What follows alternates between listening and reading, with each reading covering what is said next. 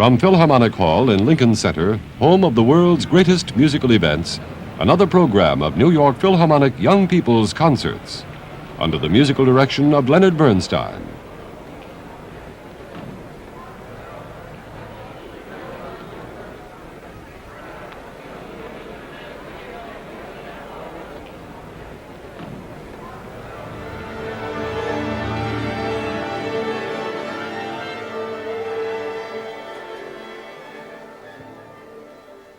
And here is Leonard Bernstein.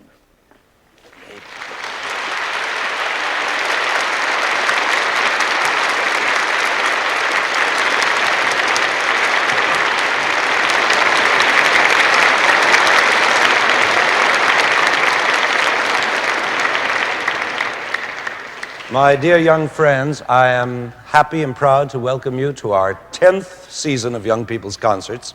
Imagine, it's been a whole decade we've been playing and talking about music for you, and I don't know how much you've actually learned, but I like to think we must be doing something right because it's our 10th season. And to add to the festivities, this is also the first season in which all our programs will be seen on television in color, which is why I've got this modishly colorful tie on. And that brings us to our subject. What is a mode? Well, for one thing, musical modes have nothing to do with neckties or dresses or even with fashions of a musical kind. Modes are simply scales, though not perhaps those very scales you practice on your piano.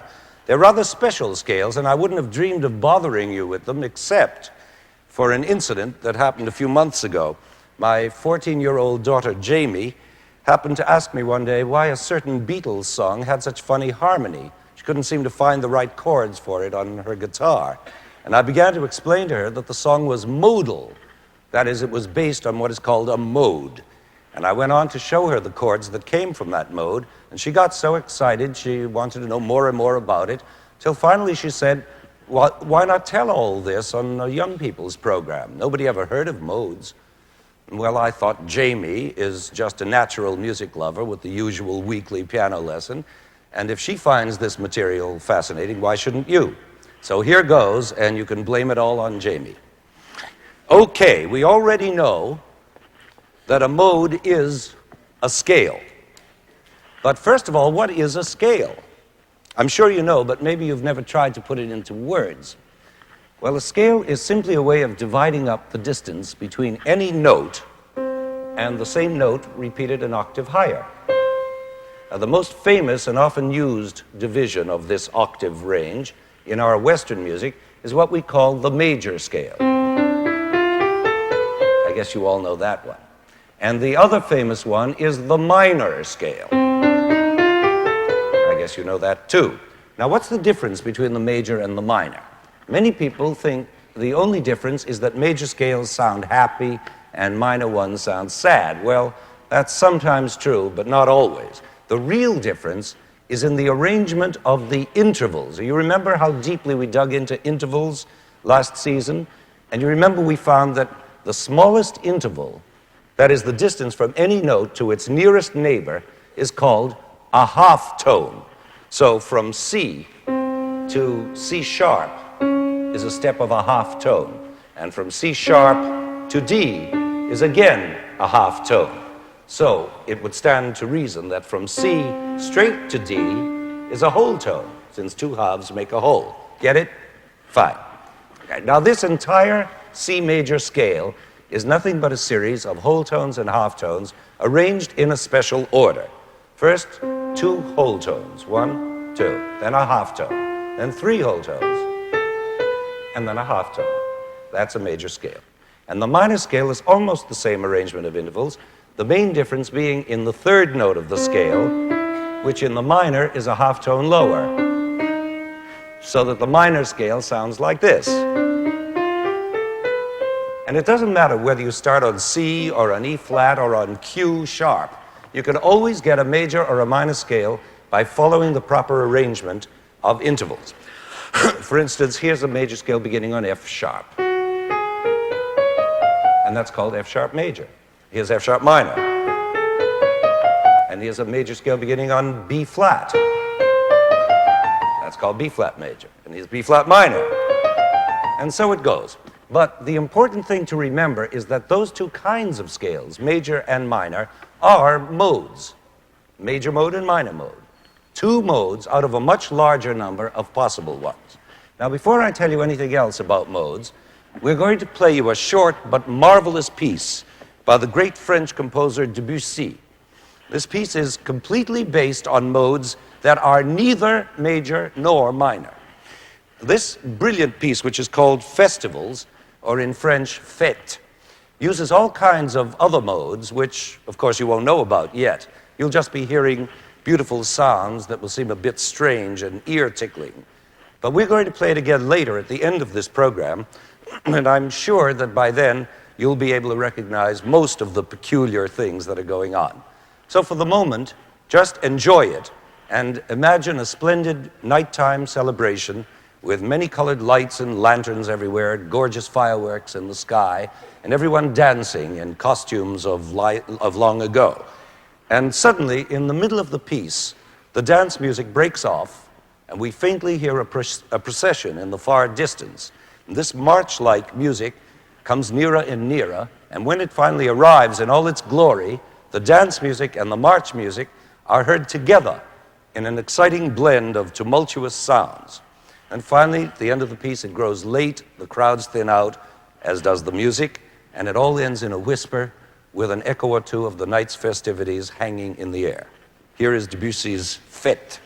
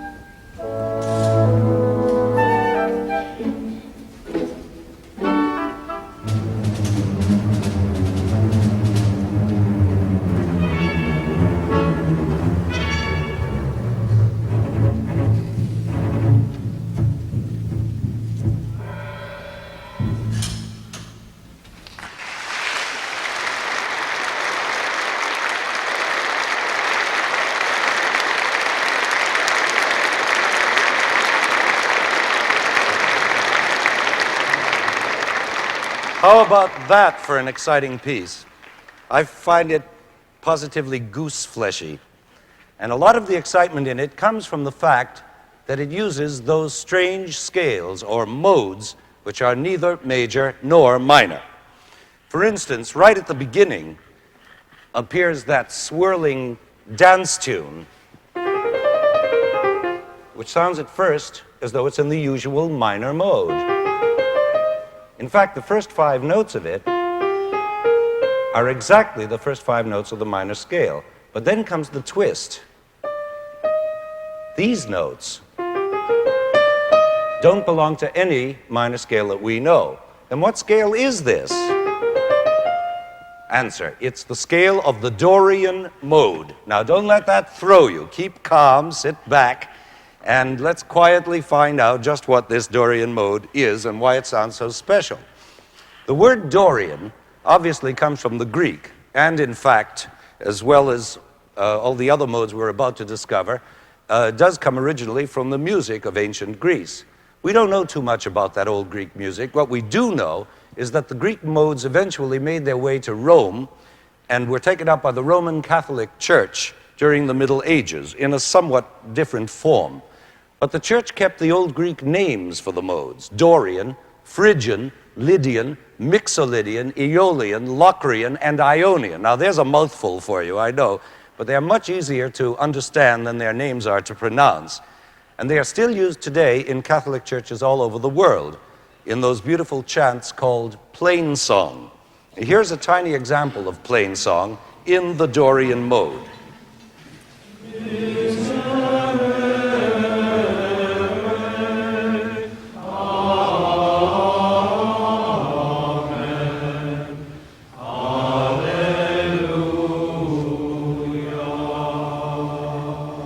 Isn't that beautiful? And I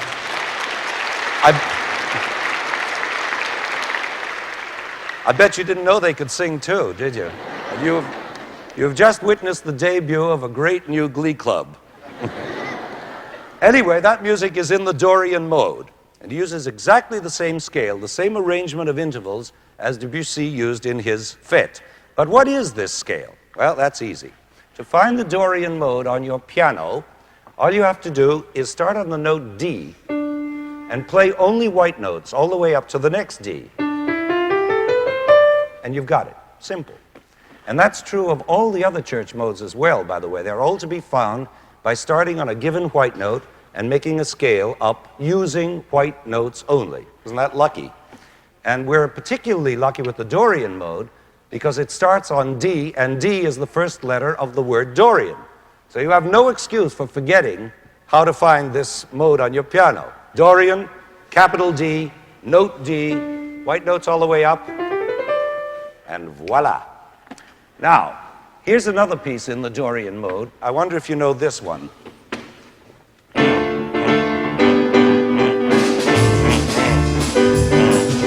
Every time I think that I'm the only one who's lonely, someone calls on me. And every now and then I spend my time with rhyme and verse and curse the faults in me. And then along comes Mary.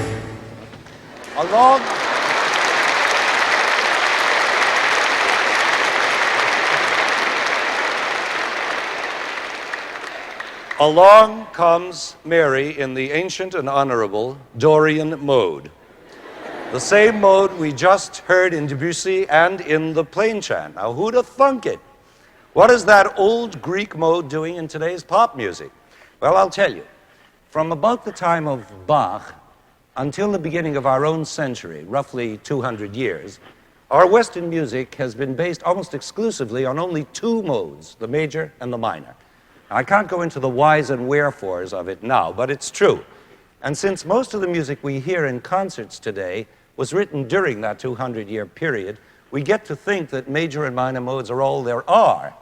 But the history of music is much longer than a mere 200 years. There was an awful lot of music sung and played before Bach, using all kinds of other modes. And in the music of our own century, when composers have gotten tired of being stuck with major and minor all the time, there's been a big revival of those old pre-Bach modes.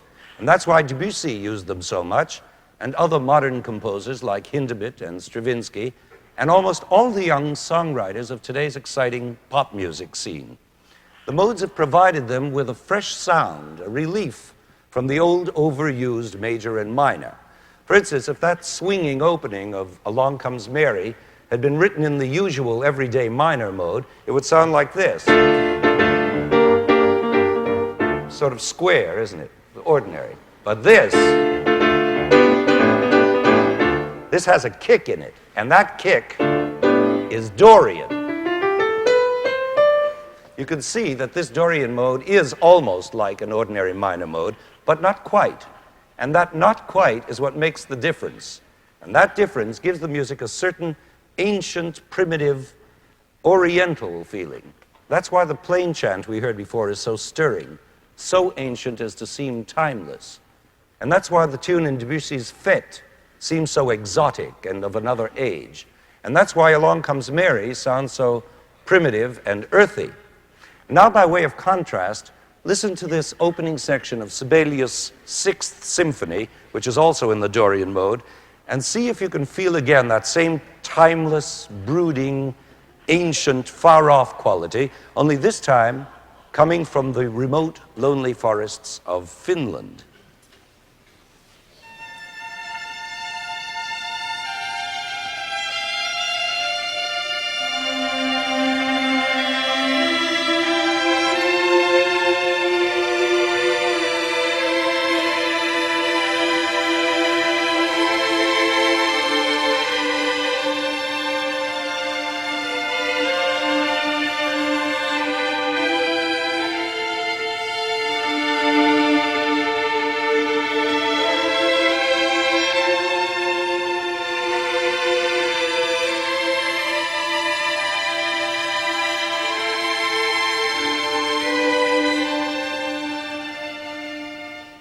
You see what I mean by the special feeling of the Dorian mode? Are you beginning to get the sound of it in your ears? Well, let's get technical just for a minute and find out exactly what it is that gives us this feeling. As we know, this Dorian mode is practically like the usual minor mode, with one very big difference. In the minor mode, the seventh note is called the leading tone because it leads us home to the keynote or tonic, which is D. And that leading tone leads us to the tonic by the smallest possible interval, namely a half tone. You see? Amen. It's as though that leading tone were in love with the tonic and were pulled toward it, wants to embrace it, it wants to get there. And it does. But in the Dorian mode, where the seventh note is a half tone lower, there's a full whole step between it and the tonic. So it just doesn't seem to lead as strongly. It's not in love with the tonic. It's friendly enough, but it just wants to shake hands. Do you feel how formal, how strange and modal that sounds, that amen? The minute we hear that amen, we feel behind it the weight of many centuries, of a different, older, more Eastern culture. Bach never wrote an amen like that, and neither did Beethoven or Brahms. But in our own century, it gets written all the time. For example, this. Secret agent man, secret agent man. Well, that's no amen, of course. But musically, it's exactly the same idea. You see? Well, that's an awful lot about the Dorian mode, which, may you never forget, as long as you live, starts on D. Right. Now let's get on to the next one, which starts on E, the next note. This is called the Phrygian mode. And again, this is terribly easy to find on the piano. You start on E. Again, you play white notes up to the next E. And there's your Phrygian mode. Now, this Phrygian mode is very much like the Dorian in that it is a minor mode, and it has that lowered seventh or leading tone. You see? Again, that formal, strange modal sound. But it also has something else, very unusual. It's the only mode that begins with a step of a half tone. That is, from the first note, E, to the second note, F, is a mere half step. And that gives the music a specially sad quality, which can be heard in so much Spanish and Hebrew and gypsy music. For instance, you all know the beginning of Liszt's famous Second Hungarian Rhapsody, don't you?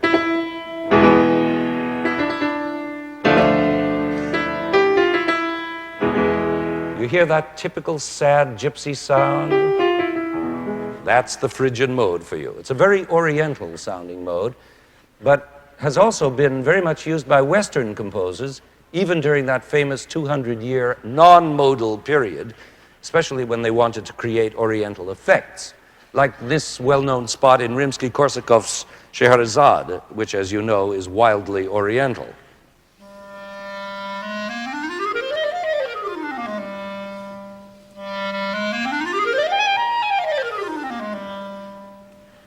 That's about as oriental as you can get, and it's pure Phrygian. That's the Phrygian scale. But the real surprise is to find that even old unoriental Brahms from Germany has used this mode, which is very unusual for him, in the slow movement of his Fourth Symphony. I'm sure you've all heard this solemn and majestic phrase.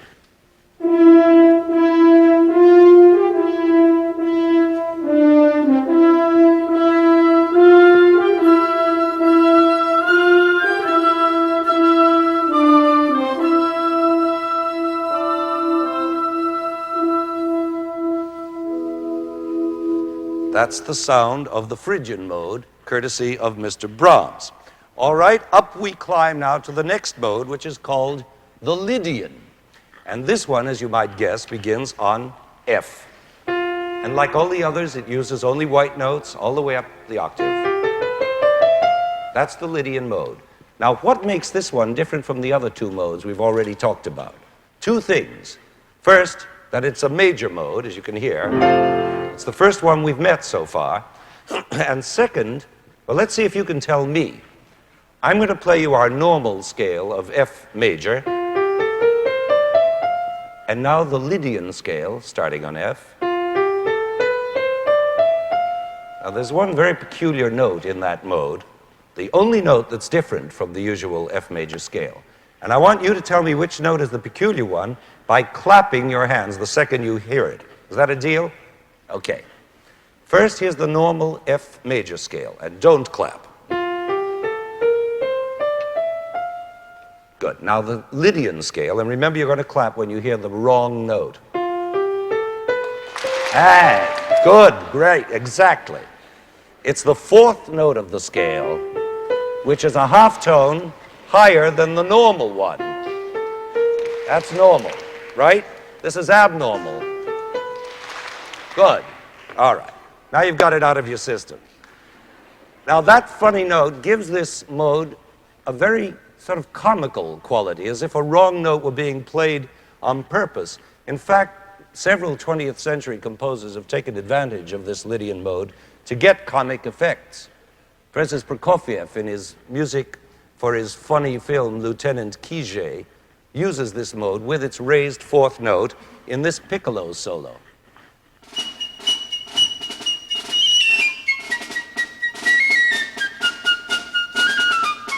Hear it?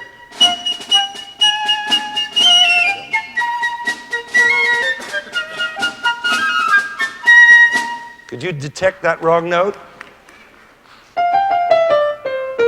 Now, if this had been written in the straight major scale, it would sound like this. Right? But no, Prokofiev adds his comic touch by using that Lydian raised fourth. But I don't want you to get the idea that the Lydian mode is only comical. On the contrary, it can be a very serious mode indeed. In fact, Beethoven wrote a long, extremely serious movement of a string quartet in this very mode. And of course, it's still used in Roman Catholic plain chant in church. And again, Sibelius, who was always a great mode lover, was constantly using the Lydian mode, as in this passage from his Fourth Symphony.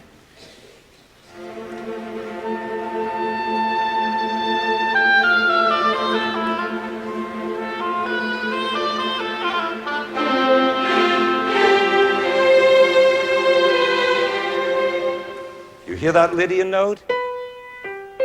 Only this time it's not a funny note, but a strange, piercing note that seems to come from a faraway place. And that's only natural because these modes do come from faraway places, like the Middle East and Eastern European countries like Greece, Bulgaria, Finland, Russia, Poland. In fact, Poland is one of the main breeding grounds for this Lydian mode. You constantly hear it in Polish folk music and in the works of Poland's greatest composer, who was Chopin, of course, especially when he was writing Polish-type dance pieces like polonaises and mazurkas.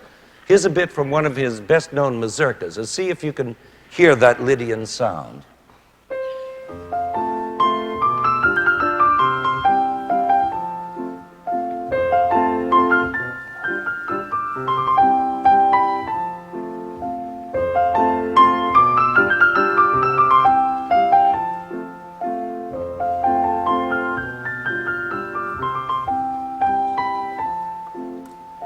It's an odd sound, isn't it?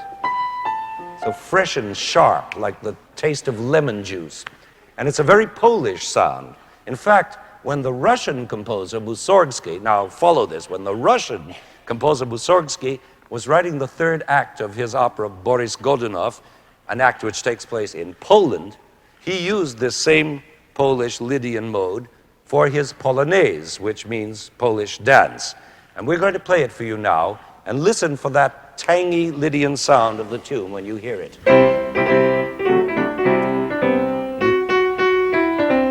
Here it is with the orchestra playing it.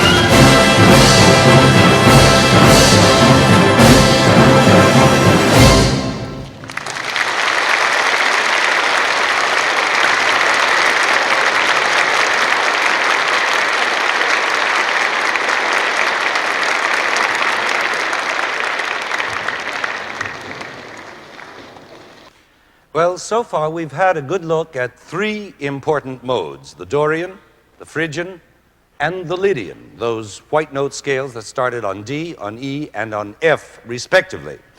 Now let's have a quick look at the remaining ones, starting with the one that begins on G and rises up through the octave on white notes. Now this one is called, don't panic, this one is called the Mixolydian mode. And despite its tongue-twisting name, it's one of the most appealing and popular modes of all. Again, like its neighbor, the Lydian, it's a major mode, as you can hear.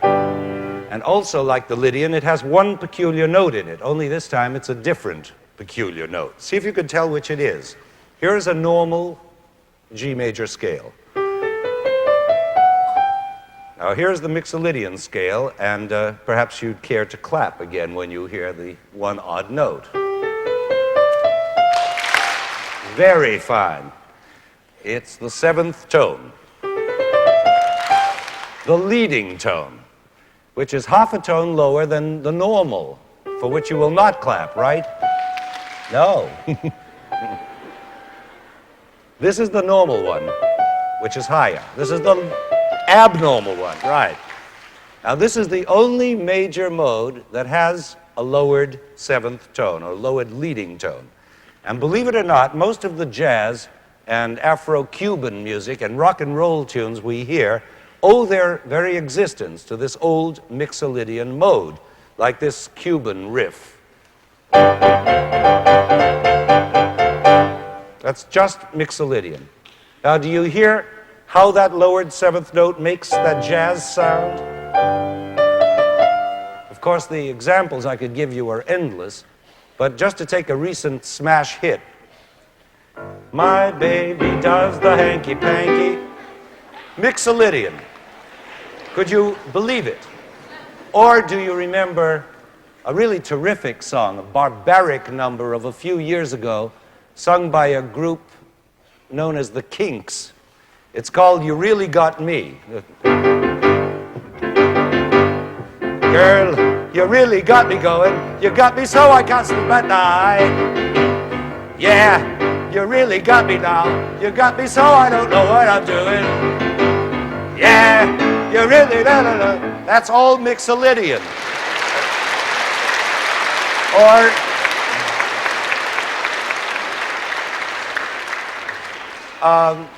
Or I wonder if you know that absolutely charming Beatles tune called Norwegian Wood.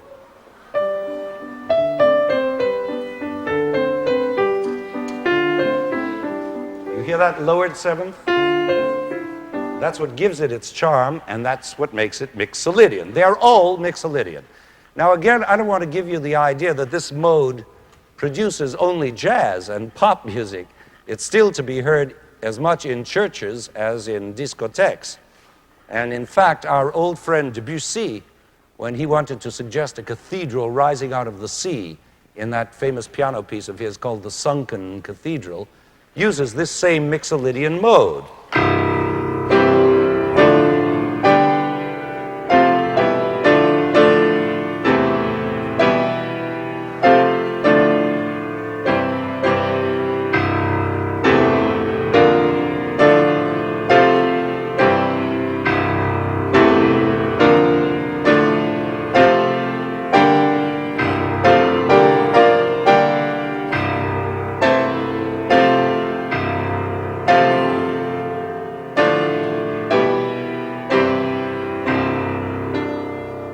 Isn't that a wonderfully impressive sound? And years ago, I don't mean my sound, I mean Debussy's sound. And years ago, when I was writing my first ballet, Fancy Free, I also used this Mixolydian mode for one of the dances, since it was a Cuban-style number called a danzón. I naturally used this mode from beginning to end. So it ought to make a good example. Here it is, and I hope you like it.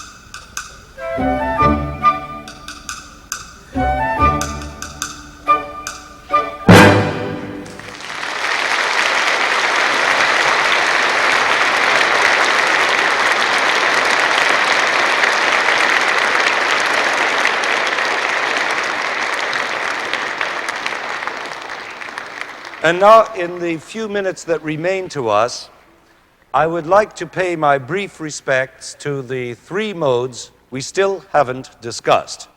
We can do this very quickly, as you will see, because the first one, known as the Aeolian mode, which luckily starts on Aeolian,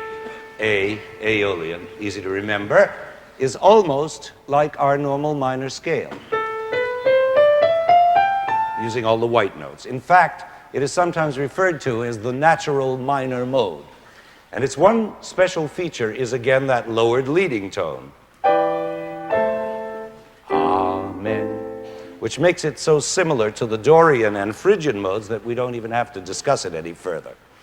Then the next mode, starting on B, is known as the Locrian mode. And this one we can really skip, because there's almost no music written in it. See, the Locrian mode is strangely unsatisfying. It doesn't seem to be conclusive, mainly because the tonic chord you get from it is terribly unsettled. See what I mean? So hello and goodbye to the Locrian mode. Now we have been through all the white note modes, starting on D, E, F, G, A, and B, and at last we come to C, the starting note of our final and most triumphant mode of all, called the Ionian. Now listen carefully. Here is C, and up we go, white notes only, to the next C. And what have we got? Surprise, the C major scale, the good old tried and true C major of Bach, Beethoven, and Brahms. Now this C major scale, once known as the Ionian, had simply survived better than all its neighbors the evolution of history and emerged in glory as king of all Western music for 200 years. For instance, this tremendous C major celebration by Beethoven.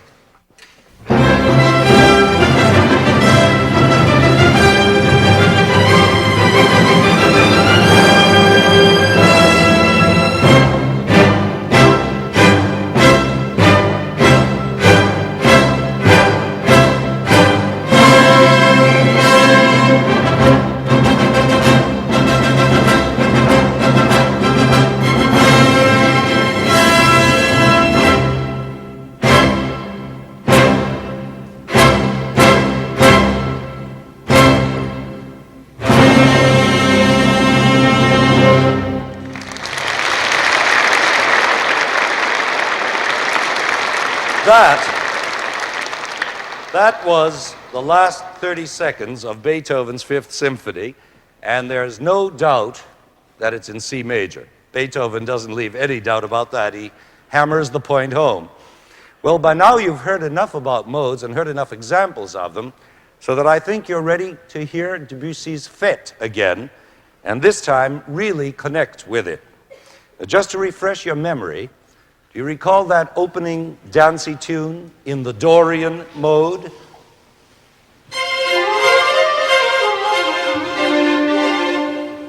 And then a little later on, Debussy switches to the Lydian mode. You remember the one with the raised fourth note, that Polish one?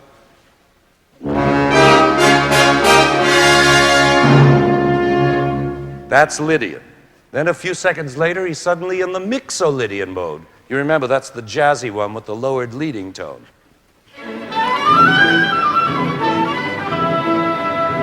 And so in the first half minute of the piece, Debussy has already used three different modes, none of them major or minor: the Dorian, the Lydian, and the Mixolydian.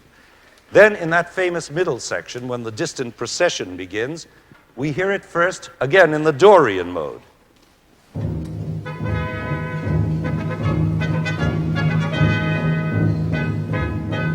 That's Dorian, but it immediately switches to Mixolydian.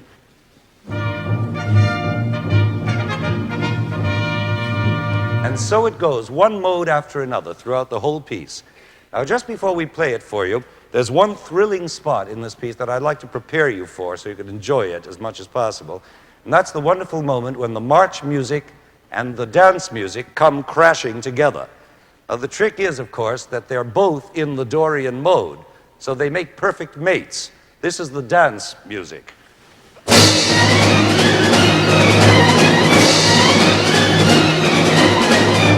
And here is the march music.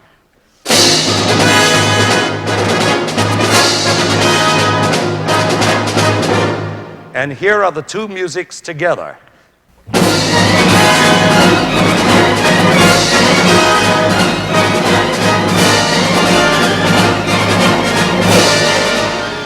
Isn't that a staggering sound? Now, listen to the entire piece again, and I hope you enjoy it at least twice as much as you did the first time you heard it.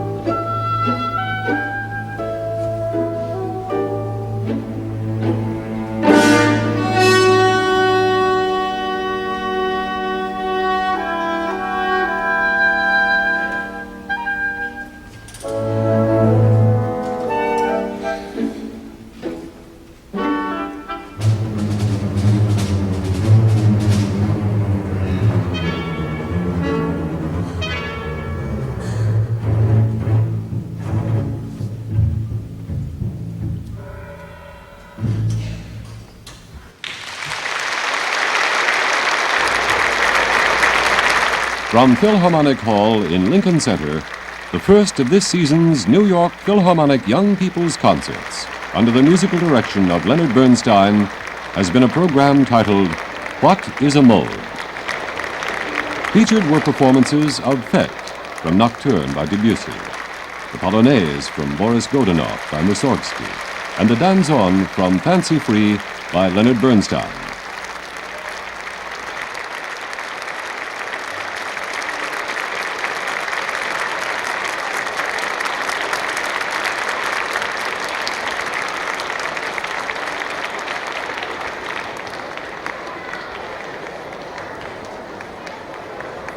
This program was recorded in Philharmonic Hall and was produced and directed by Roger England.